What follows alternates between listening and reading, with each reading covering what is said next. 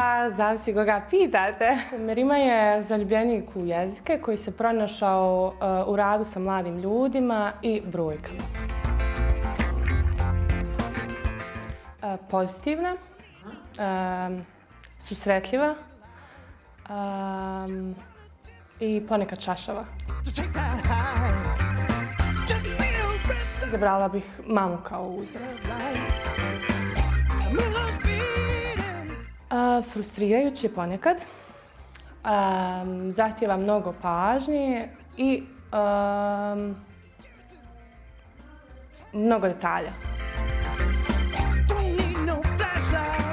Se u životu može sve postići. Kada boravim u prirodi, kada sam okružena ljudima koje volim i kada sam produktivna.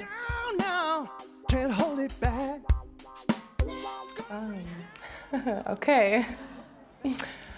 Jel svi ovako zablokiraju? Kao da radim intervju za Al Jazeera. Pa ne znam, za mene je dosta to jednostavno, nekako dolazi iz same mene. Radije biram da gledam na stvari s jedne pozitivne strane, nego da mislim, bude tu momenata kad budete i malo tužni, nervozni, šta znam, ali uglavnom ne dopustite negativnim osjećajima da prevagnu. Ako ih možemo nazvati negativnim, jer osjećaji su osjećaji. Zagrlim, to je moj način. Da letim.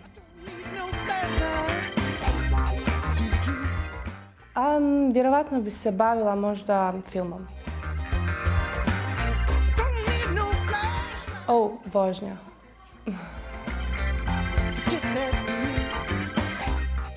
Jednostavnost.